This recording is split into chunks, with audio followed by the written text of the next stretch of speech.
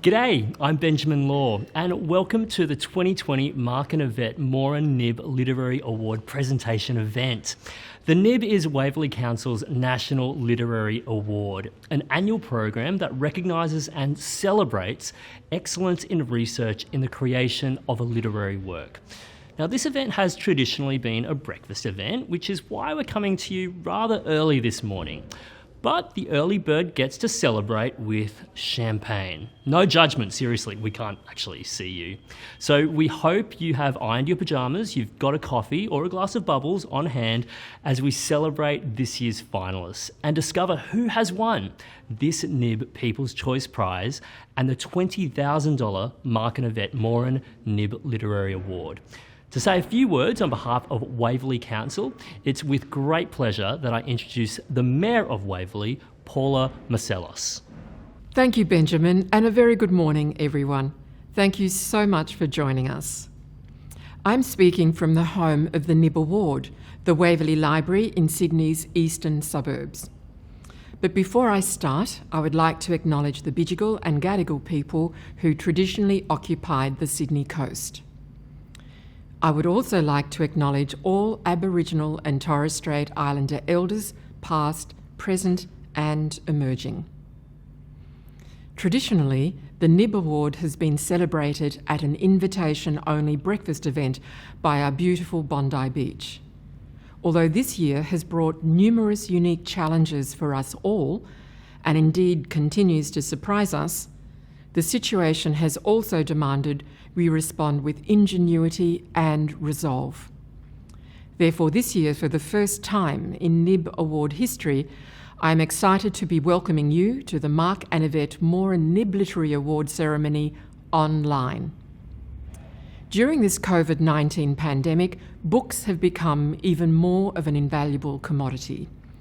They provide comfort, strength, and inspiration.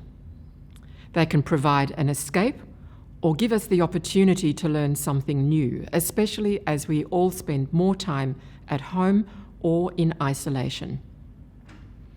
The Nib is one of Waverley Council's most prestigious arts offerings, and we are very proud that we have been able to present the program this year, despite all challenges, and can continue to directly reward and support our Australian writers. This year of COVID-19, coincidentally, marks the 19th year of this marvellous award. Over those almost 2 decades, Council has distributed more than $450,000 directly to winning authors. Supporting us on our journey to reward excellence are our principal sponsors, Mark and Evette Moran. Since 2017, the Morans have lent both their names and generous support to further develop the award. We are very grateful for their ongoing patronage, and we are thrilled to have their support again this year. May I also recognise our Nib Advisory Group and judges for their tireless support, and our wonderful community partner, Gertrude and Alice Bookstore and Cafe. The Nib Award is truly something special. It began here in Waverley Library as an initiative of community members, the Friends of Waverley Library. It also is open to writers, regardless of experience and chosen genre, and it remains the only award of its kind presented by a local government authority. The Nib is a national award. In 2020, we again received nominations representing writers from every state and territory across Australia. This makes it even more special for us to be able to share this wonderful event from beautiful Bondi and bring it to you this year across the country online. Congratulations to all of this year's winners. So let's find out who they are. Back to you, Benjamin. Thank you so much, Councillor Marcellos. It is with generous support of principal sponsors Mark and Evette Moran that the Nib is this year pleased to offer a total prize pool of $27,000. Bookshops are the lifeblood for writers and the publishing industry, and in these unprecedented times, they've also been a lifeline for many in isolation. Gertrude and Alice Bookstore Cafe in Bondi have been long-term and valued supporters of the Nib Award and the Nib Presents literary events for many years. So wherever you are watching from around Australia or indeed overseas, you can purchase all of this year's winning Nib books online at gertrudeandalice.com.au. Now more than ever, when the arts are facing such an overwhelming threat, the value and vision of all organisations who recognise the importance of offering writers and creatives alike the chance for acknowledgement and substantial reward, such as the Nib delivers, cannot be commended enough. The Nib recognises excellence in the creation of a literary work that has been published by an Australian author in the past 12 months. Other criteria that the judges consider include readability, literary merit, and value to the community. This unique criterion positions the Nib distinctively from all other Australian literary awards. It is the difficult job of the Nib judges to whittle down a great number of entries to a long list, a short list, and to ultimately find the winner of the all-important $20,000 prize. This year, the Nib judges are Jamie Grant, acclaimed poet, writer, literary reviewer, and founding Nib committee member and judge. Jamie brings to the panel a wealth of experience, having worked in just about every area of the publishing industry. Katarina Cosgrove is an award-winning writer and author of 3 novels. She has a doctorate in creative arts and contributes a great understanding of the literary world as a published author, former university writing tutor, bookshop owner, and experienced literary award judge. Ursula Dubosarski is the highly celebrated author of over 60 fiction and non-fiction books for children and young adults. She has a PhD in English literature from Macquarie University and is the Australian Children's Laureate for 2020 to 2021. To deliver this year's Judges Report and give us an insight into the shortlisted titles, I would like to introduce Nib Award Head Judge, Mr. Jamie Grant. The process of judging the 19th Nib Award has been unlike any other. There have been no committee meetings where everybody talks at once, no piles of books for everyone to wonder over, no generous plates of sandwiches catered by the council. At least there's been no need for the judges to stagger down to the car park carrying boxes full of weighty tomes. Instead, our reading has been delivered efficiently to our homes, where we have not dared to go outside. Our shortlist could easily have been twice as long, so the judges had to make some hard choices while deciding the Alex Buzo Prize winners. And every book we have shortlisted could have been, arguably, a worthy winner of the Nib. After the count begins at a rowdy Friday night at the Ingleburn RSL.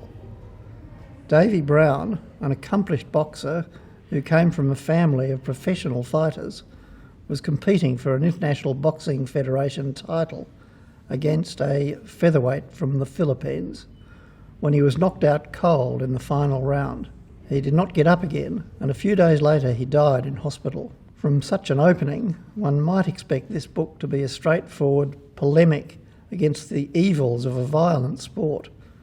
But instead it is something much more complex. That is because Stephanie Convery herself, at the time of Davy's death, had been training to fight.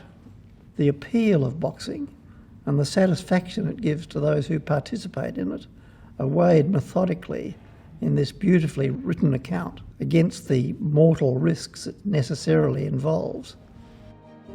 A beached humpback whale on the coast near Perth became a public attraction. Rebecca Giggs was among the volunteers who tried to push it back to sea, only for the whale to strand itself again.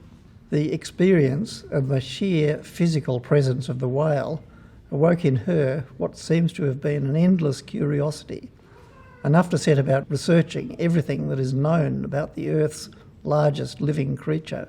Fathoms is the result. An extraordinary book that is much more than a collection of facts. Scientific facts about the biology and anatomy of whales are presented in such a way as to be readable by any layman, with a strong narrative force. And when the story arrives at the matter of whale song and its placements and nuances, the reader is addressed directly. Don't we know that form already, reader? Don't we call it a poem? We do. And what we call this book is nature writing of the highest order. The new Leal novel introduces a cast of characters, one chapter at a time, Czech immigrants in near present-day Sydney, connected by their experiences in Nazi-occupied Europe, as well as their descendants and connections in the contemporary world. A young Jewish woman in the ghetto who becomes an Auschwitz survivor, a former police guard, a legal secretary, and a female minister, all are linked by an intricate secret that could affect all their lives. Elements of that secret become apparent early in the piece, as the narrative momentum is carried forward not by the secret itself, but by the need to conceal it. In the process, this book faces some of the past century's greatest horrors in unflinching detail, while also showing how the lesser deceptions of peacetime life can be just as affecting. Brendan Isles' group portrait of an exceptional artistic family, the Boyds, appeared on the shortlist of the very first Nib, before the Alex Buzo Prize had been introduced. Thus, it is perhaps fitting that she should at last receive that prize for another immaculately researched and highly readable group portrait. The group she has written about this time is not a family, but 4 individual female writers from more than a century ago, whose works and lives intersected. All 4 of these women had a powerful influence on the early development of Australia's literature. Barbara Bainton, Ethel Turner, Henry Handel Richardson and Nettie Palmer. Turner and Bainton were friends, and Bainton had a connection with Martin Boyd from Niall's previous book, though Turner found the author of Bush Studies to be diabolically cruel in things she says about everyone. All of the first 3 knew Nettie Palmer, whose significance owes more to her work as a critic with a lifelong aim of promoting Australian literature than to her attempts at creative writing. Her book about Richardson's writing had the distinction of being the first book-length study of an Australian author, and yet she only wrote it after being excluded as Richardson's biographer. She was excluded because Henry never liked Nettie, although she was much indebted to her. Her correspondence contained a comic but belittling account of dreary Nettie and her dull husband, forever wanting praise for his unreadable novels.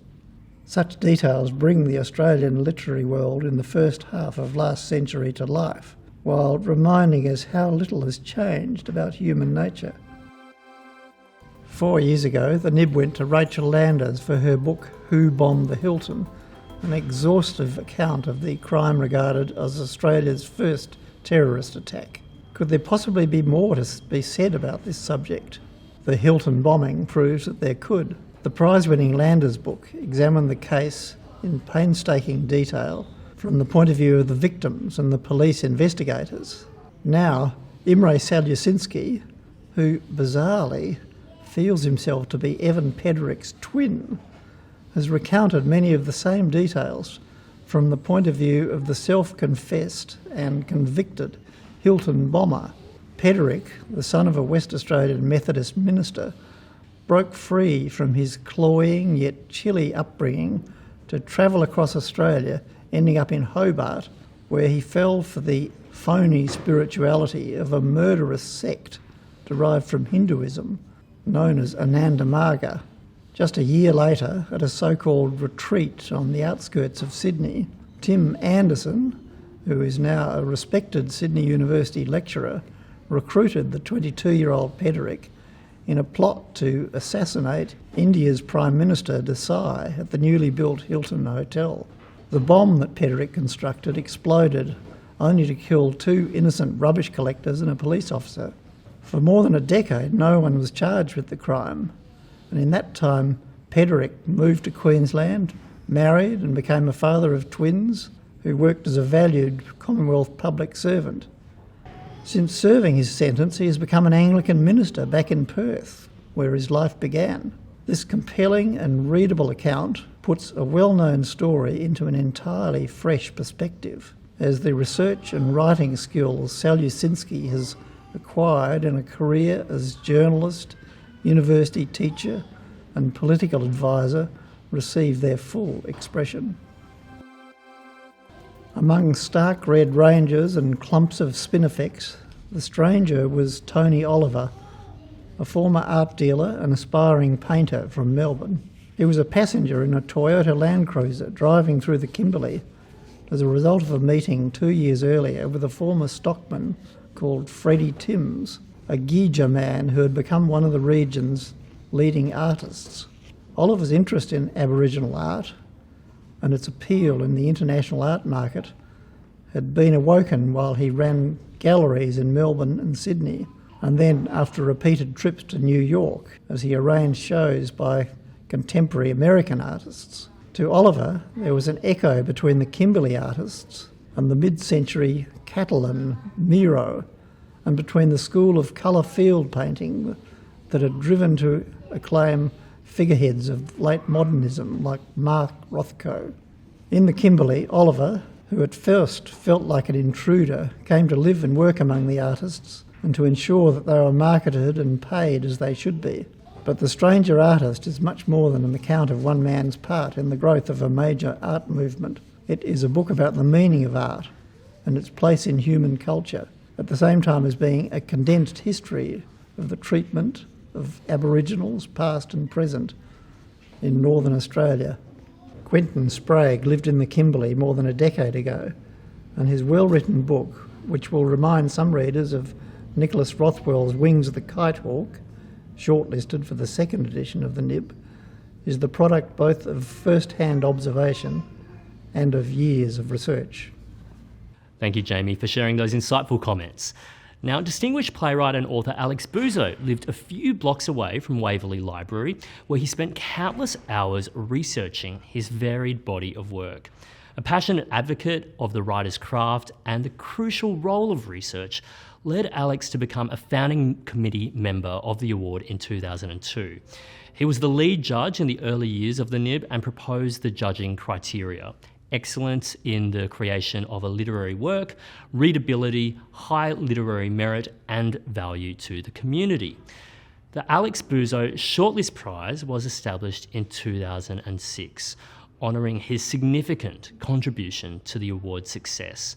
The Nib is grateful to Marilyn Buzzo and the Buzzo family for their continued support of the Nib.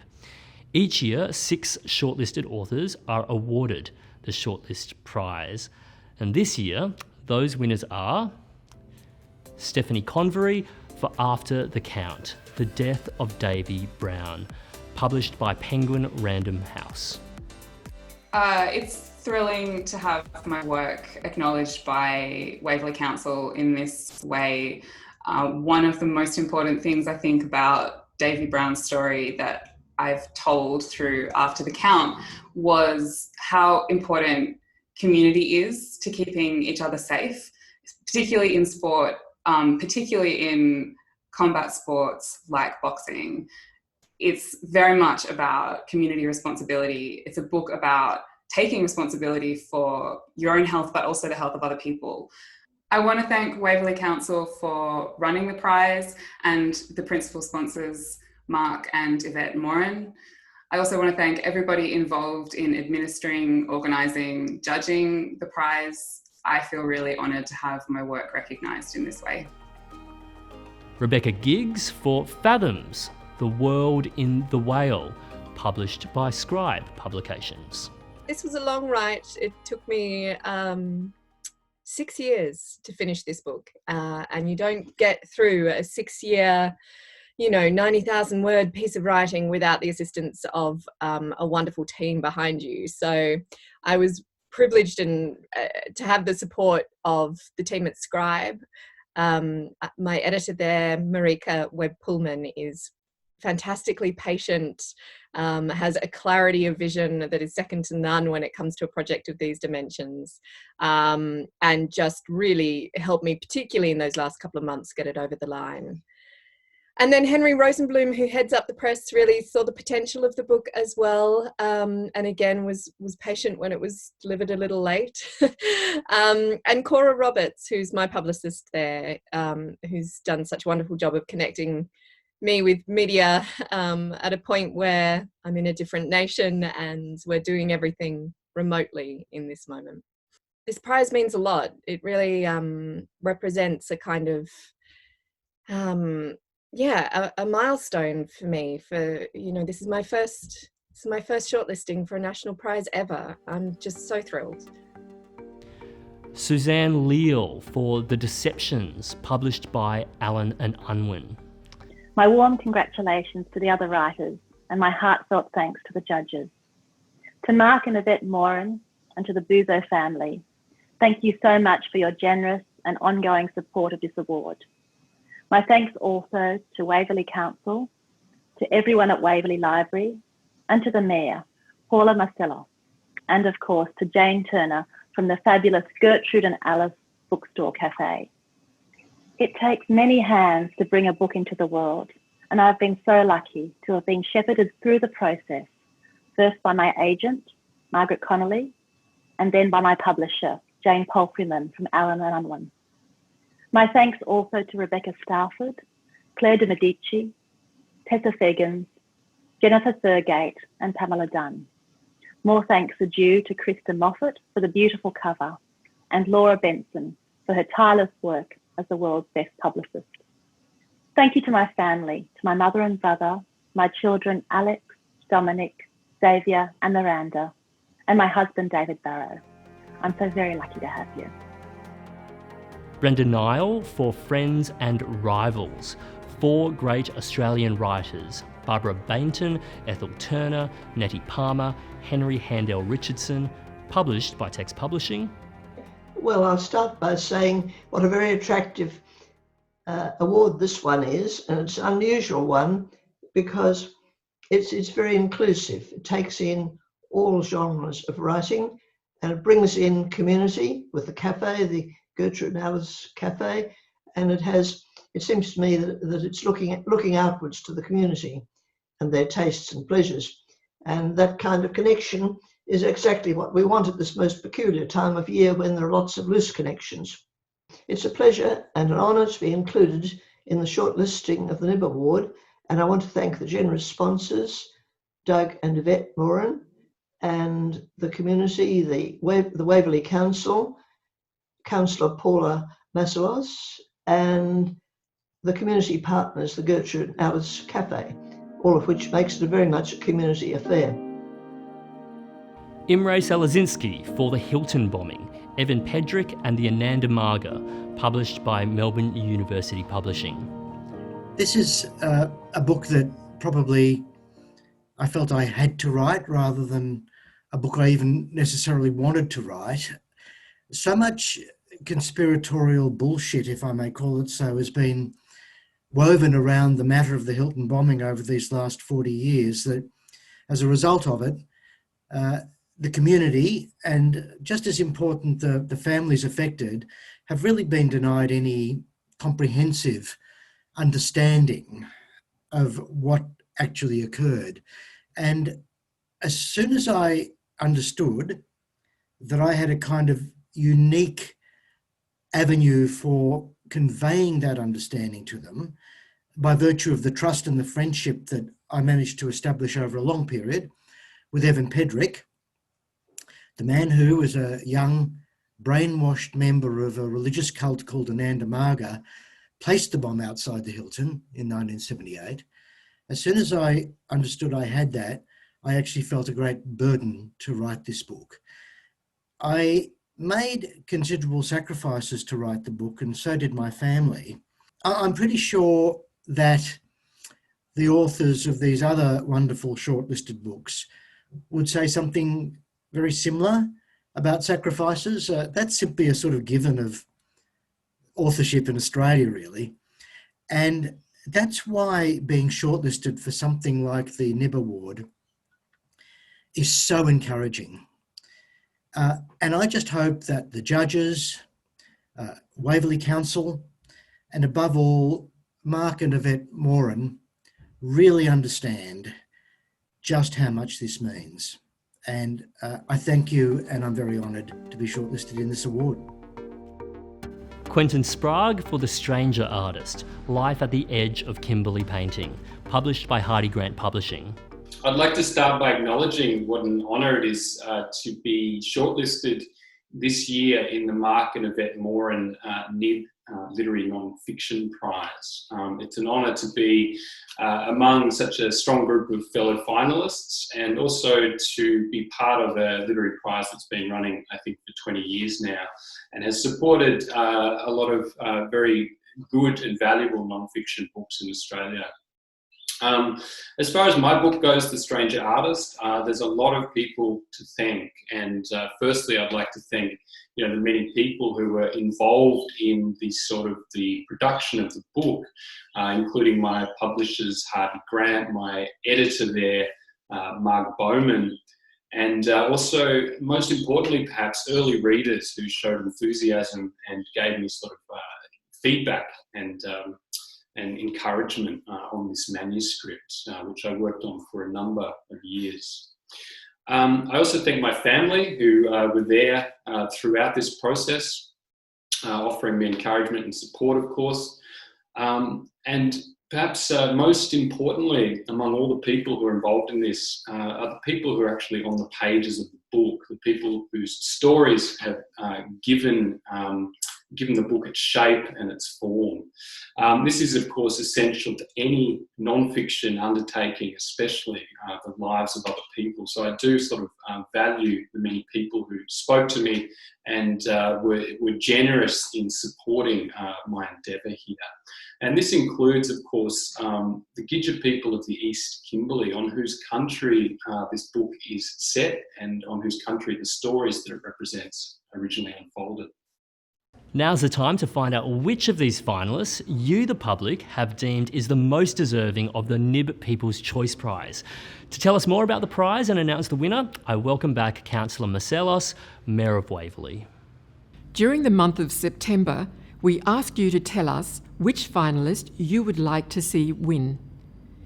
In a wonderful show of engagement and support for Australian writing, over 400 votes from all around the country were received.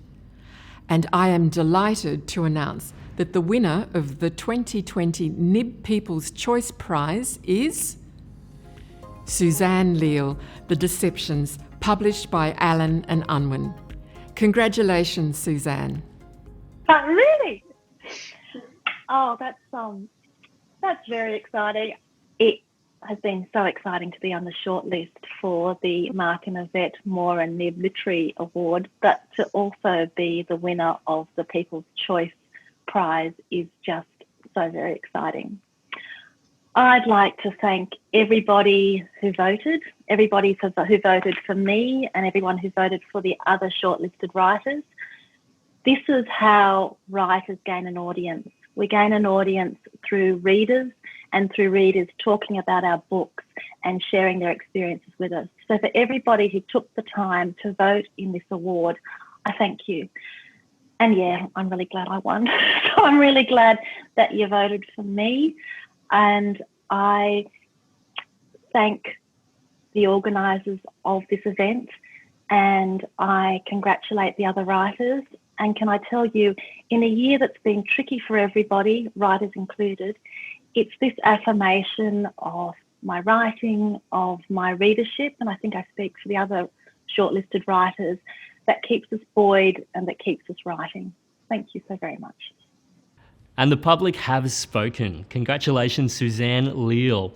The Deceptions has also set a Nib People's Choice record, receiving support from over 50% of the total votes submitted. So well done, Suzanne, and thank you to everyone who took part in the campaign. Mark and Evette Moran are the co-founders of the Mark Moran Group. They believe age is to be celebrated and enjoyed. Winners of many prestigious awards in both retirement living and elder care, their commitment to excellence, care and community connection are setting benchmarks in Australia and beyond. Moran is a name synonymous with quality care and the arts in Australia. To announce this year's winner of the $20,000 Mark and Evette Moran Nib Literary Award, please welcome Max and Sophia Moran. Hello, my name is Sophia Moran and this is Max Moran, Mark Moran and Evette Moran, son and daughter. We're very excited to be here. A huge congratulations to everyone involved, the finalists. We have many happy days of reading ahead, exciting times. So.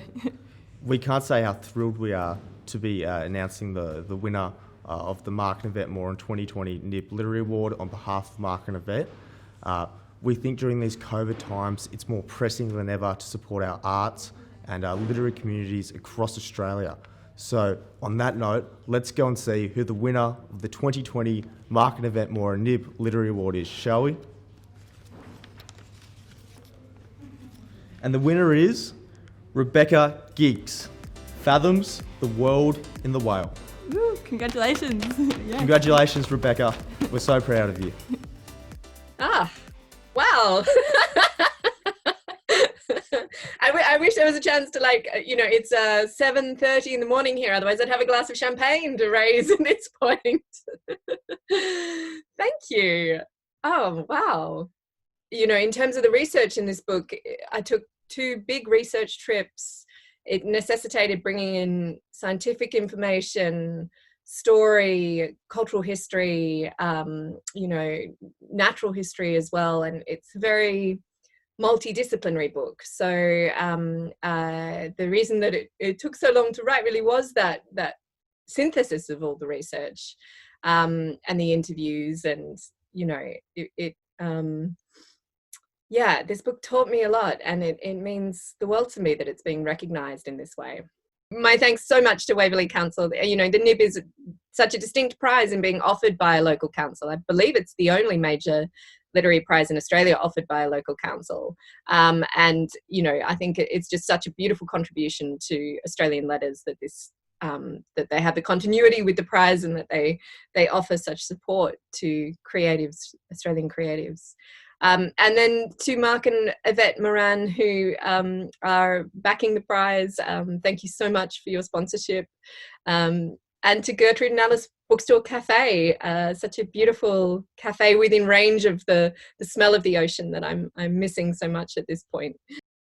In a broader sense, across the course of writing the book, I was supported by a community of peers as well. You don't just sit in a room as a writer and tap away at your computer. You're constantly talking to friends and other writers in your sphere. So I feel very grateful to have been working, surrounded by friends and other writing aficionados. So, I credit people like Fiona Wright and Sam Twyford-Moore, Pip Smith, Nick Tapper and Aidan Rolfe have really been kind of my team behind the scenes as well. And then, of course, there's my partner, David Finnegan, who really picked me up when things were tough with the book, particularly over that last kind of year of getting it across the final deadline. And then this book also, has an international release, which is such a thrill. So there's another bunch of people who are working on it in the States and in the UK. And I guess I would just single out most particularly Emily Simonson in the US, who has been working on it for Simon & Schuster, and Bonnie Nadell, my agent, who represents me in the States, and helped find the book a home there as well. They're the kind of like the broader team who have been supporting me throughout the creation of this work. So my deep felt gratitude to those people as well. Huge congratulations, Rebecca. We heard Nib Award head judge Jamie Grant earlier call Fathoms the World in the Whale extraordinary and nature writing of the highest order. The Wall Street Journal has said Rebecca's prose, like the oceans in which her subjects roam, is immersive. Her sentences submerge us in a sea of sensations. And acclaimed scientist, explorer and conservationist Tim Flannery, himself a Nib Award finalist in 2005, calls this book a masterpiece. Like many Australians, Rebecca Giggs has been caught up in the restrictions created by our current circumstances, but I was thrilled to be able to speak with her recently about her winning book and her journey to publication. Rebecca Giggs, congratulations. Thanks, Ben. It's wonderful to be with you today. So Fathoms is your debut book, and since its release in April earlier this year, it's gotten so much praise and acclaim from Australia and beyond. The New York Times called it delving, haunted and poetic. The New Yorker called it masterly, and today you've won the Mark and Evette Moran Nib Literary Award and $20,000. And I'm curious, what does winning this prize mean to you? I mean, I'm thrilled. That's the first thing to say. And out of such a competitive field, like the shortlistees this year were phenomenal books. Many of them such intriguing Australian topics and such a wide range of research undertakings and subjects. So, I mean, I'm sort of, having had time to process it now, this little bit of news, I feel really grateful. This represents for me, more than anything else, time. In a year when a lot of writers have really been questioning what are the material conditions under which we make our work, and what are the aesthetic impulses that are coming out of the pandemic. The chance to have that lump of money to buy me some weeks of writing time to really process that, and potentially to, get started with the inklings of a new project, free from the pressures of commerce, is just such a blessing. I'm so grateful. Now, your book, Fathoms, blends natural history and philosophy, science, history in general, to really dive into the history of the whale. And we really see that whales have really occupied human imagination for so long, whether it's in early cave paintings in this continent, or in Inuit mythology, in Chinese kind of myth, Icelandic, African legends, the Old Testament, of course. How long have whales been occupying your imagination? I think a lot of Australians feel a strong connection to whales, particularly on the East Coast. So I grew up in Perth. I lived there till I was 30. So we never saw humpbacks come in that close. They tend to stay on the other side of Rottnest Island. And in the book, I talk about how the sort of instigating incident for this project was that I attended a whale beaching off the coast of Perth a couple of years ago now, where a large humpback whale had stranded on a sandbar, and myself and some other people, including wildlife officers, helped get it back out into the ocean. And then it returned and it re-stranded and it died. And there was a really strange mood of kind of macabre carnival that attended that whale beaching, because of course everybody rushed down to the beach to see it up close, this amazing arrival from the deep sea. And they brought their children and they brought their dogs. It was a real community event. And yet here was this large animal suffering on the sand. And so the way I've been telling it anytime I talk with media is that this is really the instigating moment for the book. But if I'm completely honest, I actually sat there with my notebook thinking that I would write a short story, thinking that I would write fiction. And it took me some years to kind of really grapple with the non-fiction elements of that story, and to realize that there was a bigger narrative about global change that could be told through whales, not just about animal welfare, but about climate change and about change in the oceans, ecological change, sonic change, chemical change, and in industry. And so the whale really became this sort of Trojan horse, in a way, to bring people a narrative about planetary environmental change, especially those people who are not that environmentally minded. Because I feel like many more people care for whales than would consider themselves a kind of greeny environmentalist. I kind of knew that whales had been an industrial product, but I hadn't realized until I dipped into the research just how plentiful and exhaustive the products were that came out of the whaling industry. Our forebears lived in close proximity to products that were either made using whale oil or from the bristly substance that some whales have in their mouths called baleen. So some whales, the way they feed is they sort of have a mustache inside their upper lip, and they draw in water with fish and copepods and little crustaceans, and they push it out and it stays caught in their mouths. At any length, that baleen was like the thermoplastic of the time.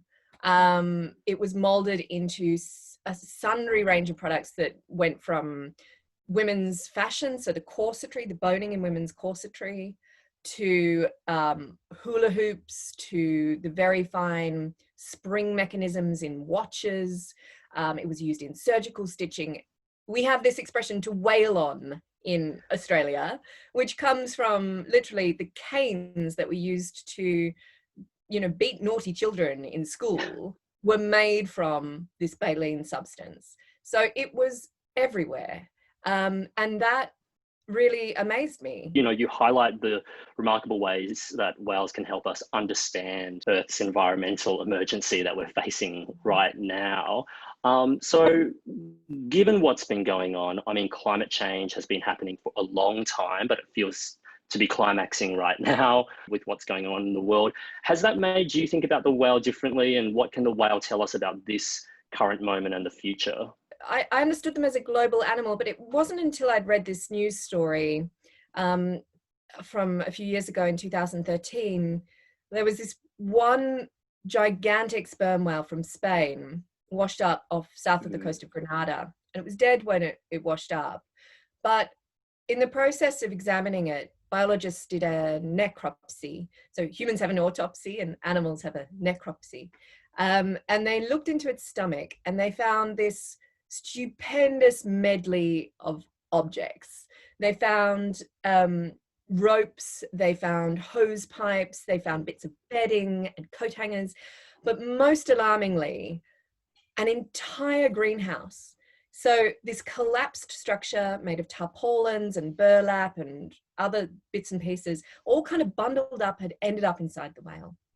And I think, I'd been writing short fiction at that point, and I read this and I just thought, if I was to put that in a novel, the whale eating the greenhouse, it would seem like an incredibly clumsy metaphor for this collision between 1980s greenie activism and the global climate crisis, like literally eating the greenhouse. The greenhouse effect in an animal. Yeah, it's the metaphor we understand our crisis through.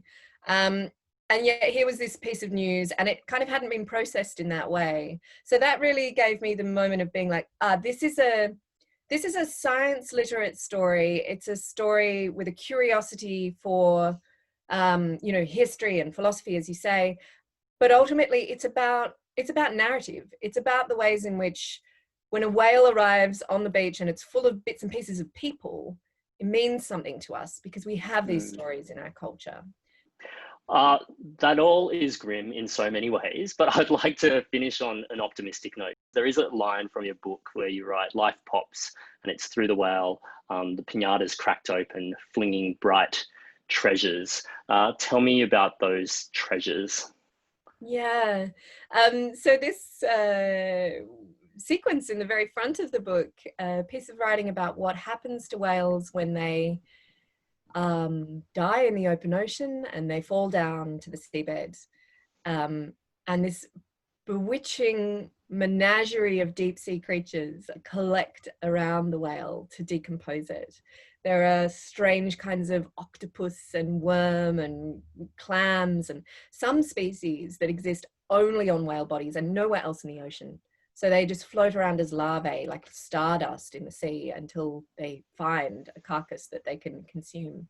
It's actually like springtime comes to the deep sea when this carcass arrives. And there's this huge energetic input, and, all these other creatures are kind of brought up into this great flourishing. The poetry of that instance really drove the book all the way through. It was the it was the kind of energy that I needed to get all the way through, was thinking about that decomposing and somewhat magical whale in the deep sea. Congratulations on winning this year's Mark and Evette Moran Nib Literary Award. It's a huge achievement. Congratulations. Thank you. The major prize has been announced, but the Nib program for 2020 isn't finished just yet. Tomorrow, you can join acclaimed authors Tony Birch and Julie Jansen online as they talk to award-winning writer, poet and Overland Literary Journal co-editor Evelyn Araluan for an important discussion on Australian Indigenous voices in literature. Free registrations for the Nib Presents NAIDOC Week Edition can be made via waverley.nsw.gov.au/Nib. Next week, the Nib Award is excited to again be partnering with Word for Word Festival, presented by the Geelong Regional Library Corporation. Word for Word is Australia's only literary festival dedicated to showcasing non-fiction writing in all its many genres, forms and facets.